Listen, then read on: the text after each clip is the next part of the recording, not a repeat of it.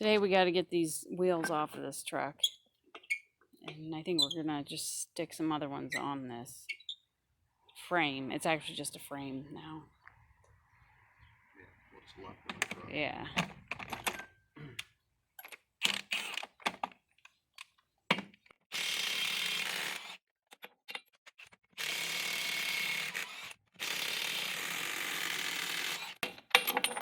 And why are you taking the wheels off? Because we need these tires for another truck. Okay. We're just gonna put some cribbing underneath this, because this thing's, unless I have just a couple singles, this thing's gonna go over the other property and get dropped off. I've kept it around because it's got some really nice long frame rails, and I've been wanting to do a double frame on another truck, and I can't remember how long this is, but it was the right length, so I've kept it around. And plus it's got an air ride suspension for a cab that we're going to be putting on another truck. There's a lot of good parts here. You never know, this rear axle might have to be used in something I'm working on right now, because we're having troubles with it.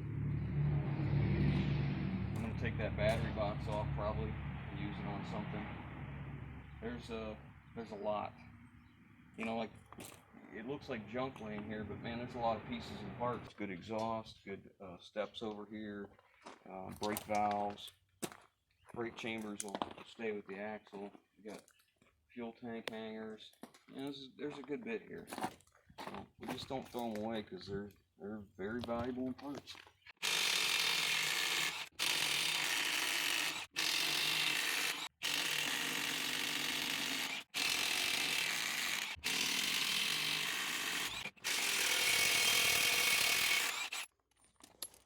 I'm using a snap-on 33mm socket, which was recently warranted because I split it right down the seam. Probably from doing this exact thing right here.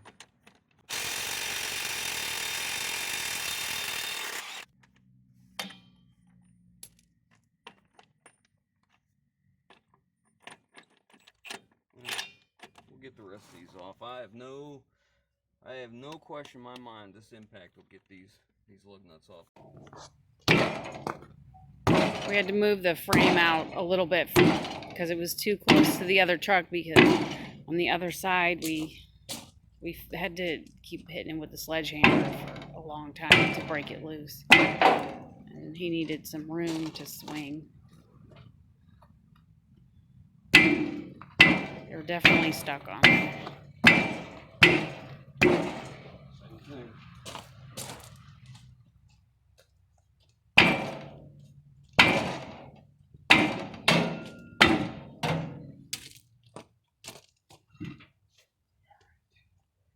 Do you want the pry bar?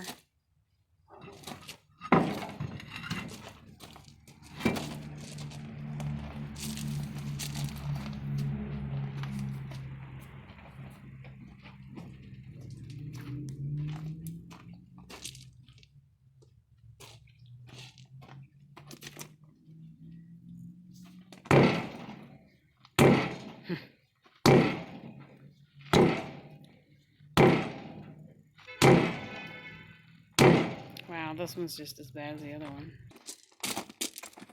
Make sure you're back for me.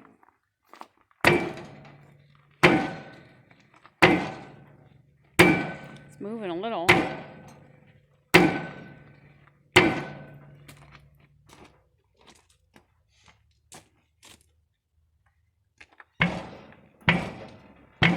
This tire's no good. No? Come take a look here. She's junk.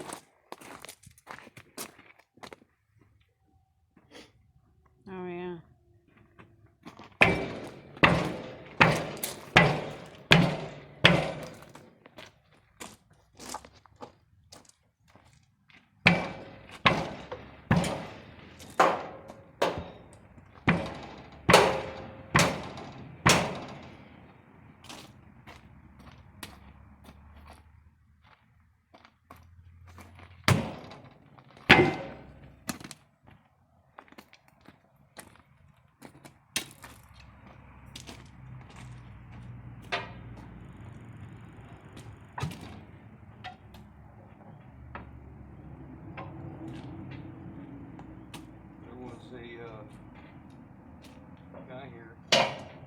ago, Mike,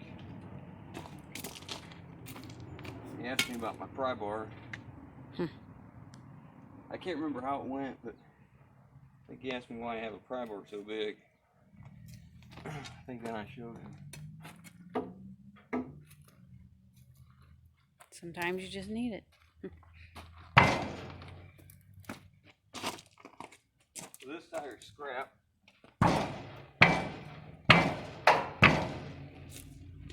It's still stuck on these dogs right there.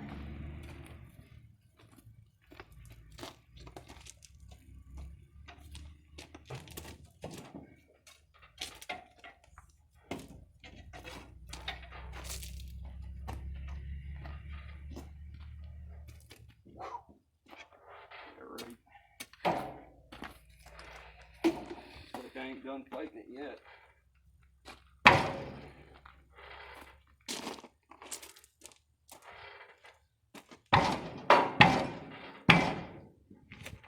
Just keeps getting stuck at the top.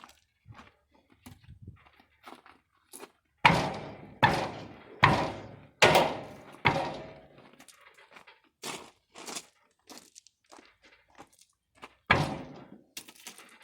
think that would do it.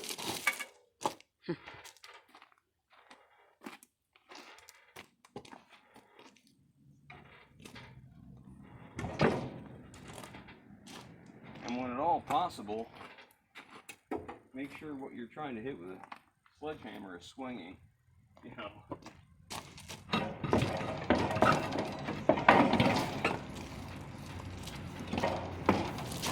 That surely doesn't help.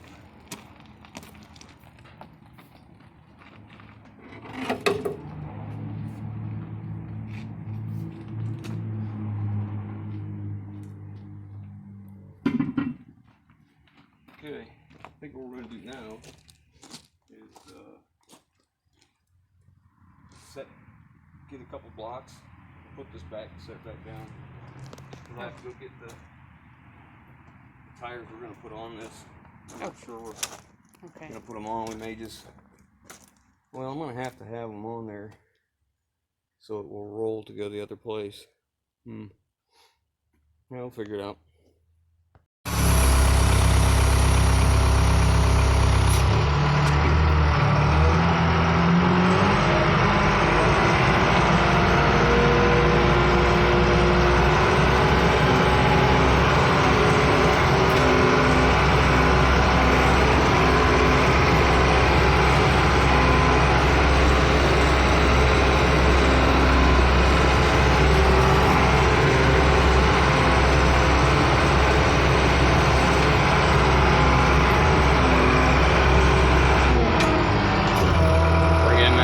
I'm getting into tight quarters here. I got the 68 Kenworth back behind me.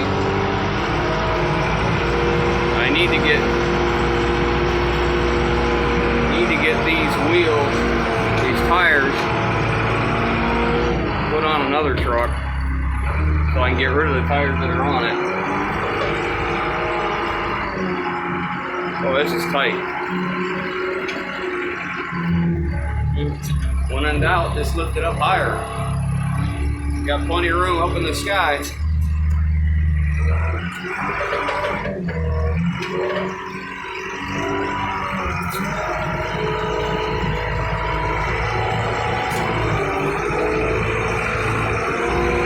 All right, there we go.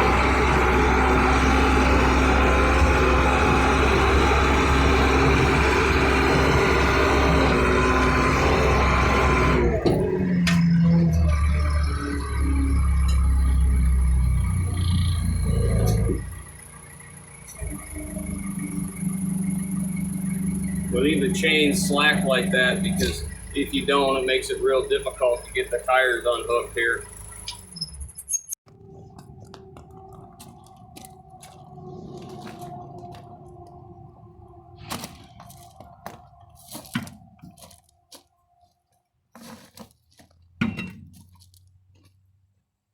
So you want to explain why you're doing the tire shuffle or what you're doing?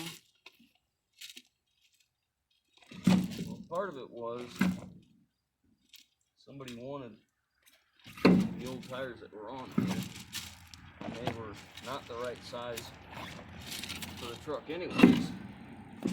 So I thought I'd take the opportunity to get rid of them and just put these on. But the tires that were on it were 10R 22.5s, which should have never been on this truck. Well, the guy begged me to take them off so he could come and get them first thing this morning because he was in a pinch. So he told me he'd be here at a certain time, and I don't normally do this because you can't trust people, because personal accountability in this country seems to be lost. And I told him, I said, all right, fine, I'll take them off, I'll get them ready to go. I said, just make sure you show up. So the time has come when he was supposed to be here, and I'm already apprehensive about doing this because I figure they're not going to show. I still need to get these tires off here. So I'm going to go ahead and work on this and do it. And I sent him a message. He's like, I bought 4 new tires. They're putting them on right now. I mean, there's just no accountability. And this guy is in business. So you can just imagine what he does to his customers, if that's what he does, just over some stinking tires. And I need to take these off because these tires are 10R 22.5s, and they're on Bud wheel or on Hub Pilot wheels. Most of the time, 10R 22.5 tires, we don't see them unless it's on older stuff or light GVW. And everybody that's wanted these tires don't want the wheels. So I'm just going to go ahead and dismount them. That way I can take these wheels and send them in and have them done with the rest of them, have them blasted and painted, so that we'll have 4 more good wheels. So we're just going to move forward. You know, it just sucks that there's so many people in the world whose word means absolutely nothing. We see it every day, right? Mm-hmm. Every day. And it's a shame. Common courtesy is gone. Yeah. Yeah, and we're not like that. When I tell someone I'm coming to get something, I come when I told them I'm going to. I usually tell them I'll be there at this time, and I'll message you when I'm on my way, and then I'll message you when I'm however far away. You know, if it's a long drive, a couple hours, I'll tell them I'll message you a half hour ahead of time. If it's a short drive, I'll tell them when I'm like 5 minutes out or 10 minutes out or something. But those days are gone. It doesn't change the fact that I need to do this. It just is aggravating that I put this in front of other things that I was going to do. And it's exactly why I don't do this for people. Because their word means nothing.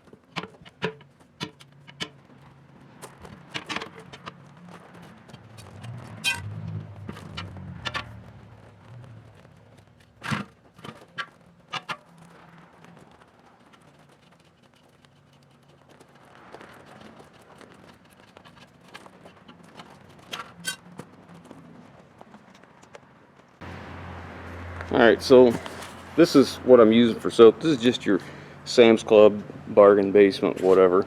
And I just drill a small hole in the front.